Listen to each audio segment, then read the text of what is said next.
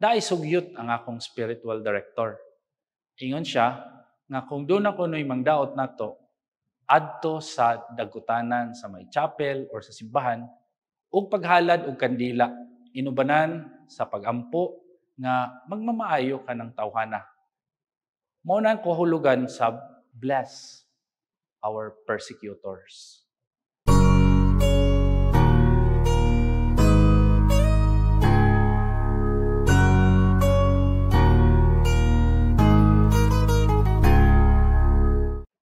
Maayong adlaw kini si Father Bombit ug kami ang Redemptorist Fathers ug Brothers dinhi sa Sugbo. Welcome sa atong inadlaw nga palandong. Pag-transfer nako sa Cebu 2 years ago aron magbantay nining among opisina sa vocation promotions.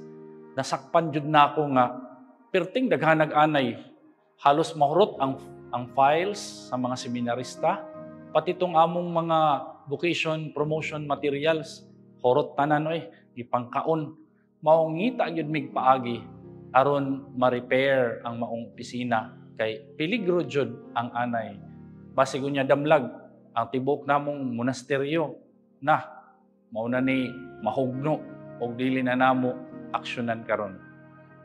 Pero unsaon ka no og masakpan nimo nga dili anay kundi kaaway nga mangdaot ug maguba sa atong relasyon sa isig usa ang imong masakpan. Pait no?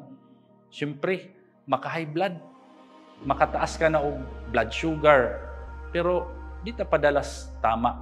Dili mo mag-control sa inyong emosyon, maniguwang tag, samot, malusyang. Karong adlaw niingon si Jesus, I say to you, love your enemies. Pray for those who persecute you, that you may be children of your heavenly Father. Daay sugyot ang akong spiritual director.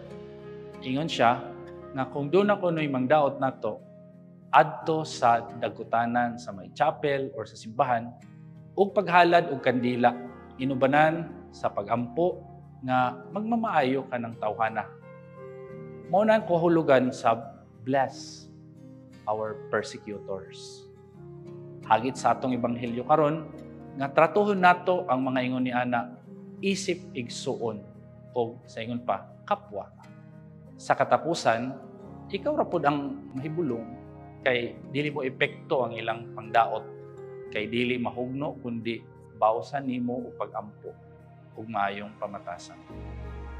Amen.